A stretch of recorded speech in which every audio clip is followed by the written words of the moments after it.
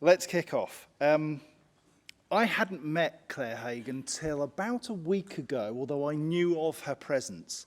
And my goodness, is this lady a force of nature and a bundle of energy. So stand by, pin your ears back.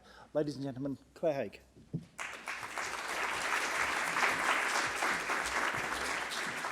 Thank you, John. Absolutely delighted to be here. Love the energy, I really do. And these sort of conferences are so important. So,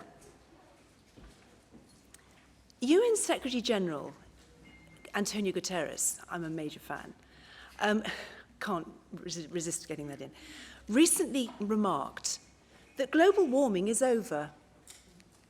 We're now in the era of global boiling. So,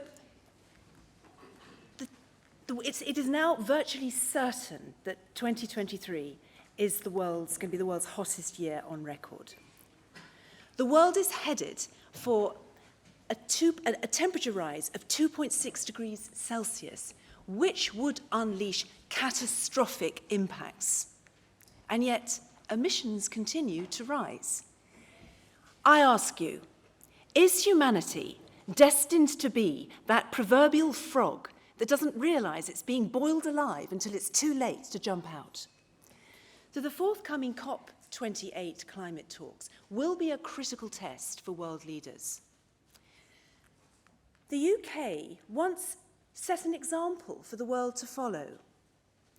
The Climate Change Act and the net zero legislation were genuinely world-leading.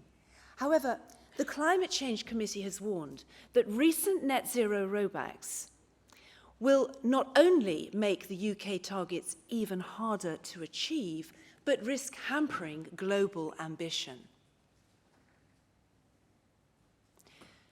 The key question is, how can we prevent short-term thinking and political expediency from driving critical decision-making on net zero?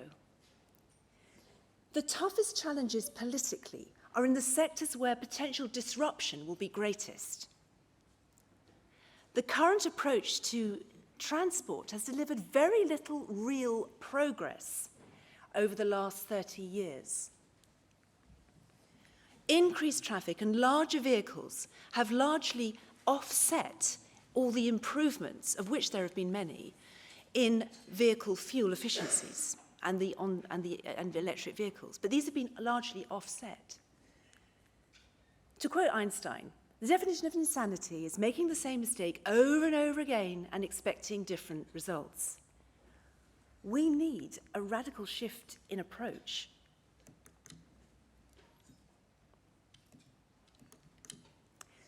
So, what would be a credible and politically deliverable framework for decarbonising transport that will deliver the necessary emissions reductions in the shortest time possible, whilst mitigating any negative social impacts? That is the central question on which Greener Vision and the Greener Transport Council have consulted more than 700 stakeholders.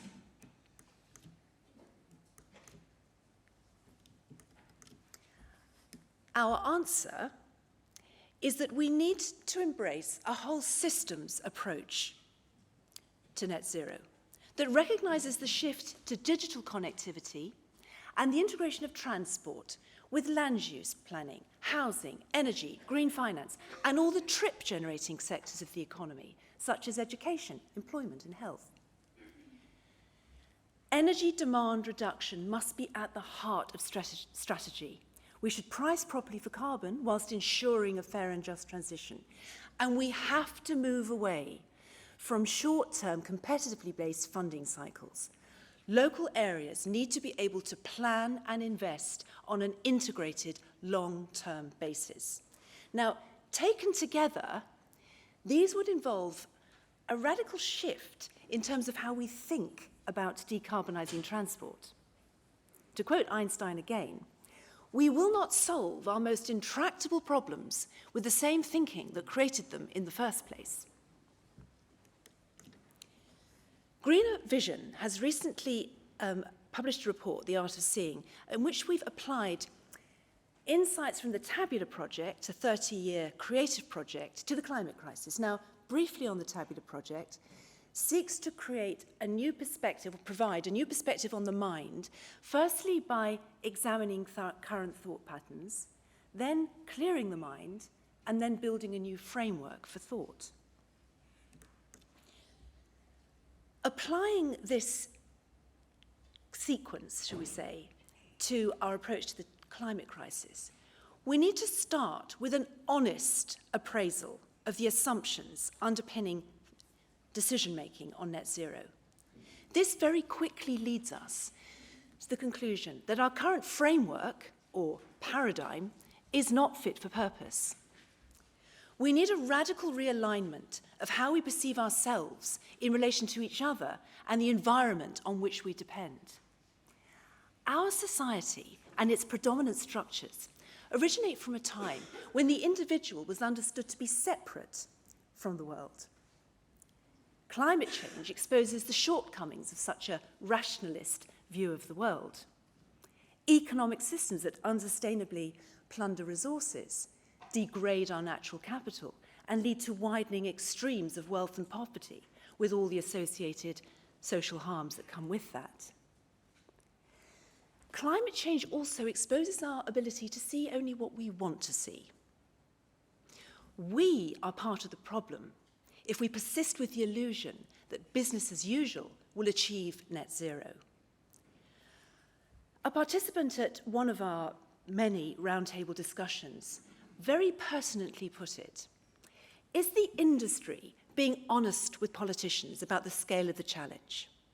He went on to say that it's not just about demand management, the planning system, new technology, sustainable transport, digital systems, green finance, etc., etc. It's about all of these things and doing them now. Are we holding up the mirror so that our leaders can make the necessary and urgent decisions? On transport, we've gone backwards.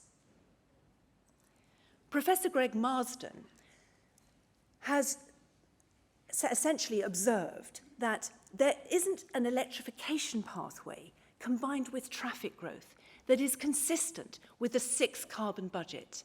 Government's response has been to downgrade the ambition for transport. Are we okay with that?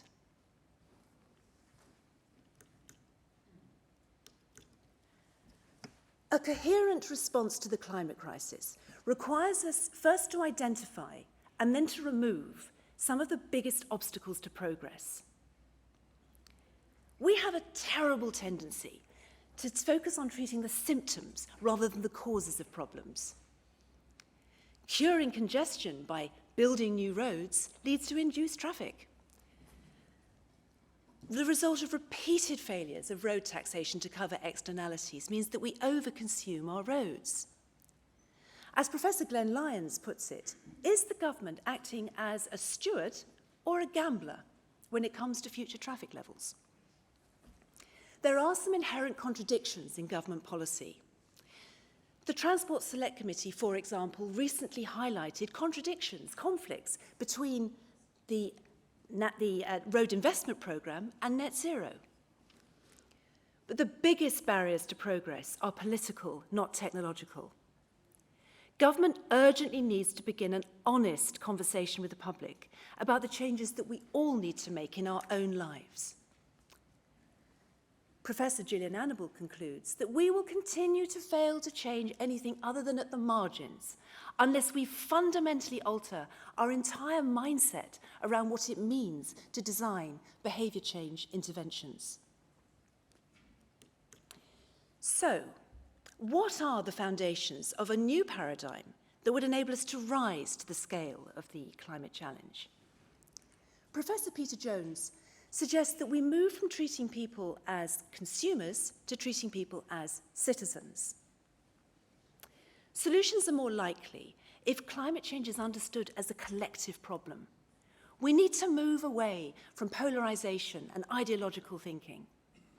We need to connect more deeply with our natural empathy and our respect for each other and other living species.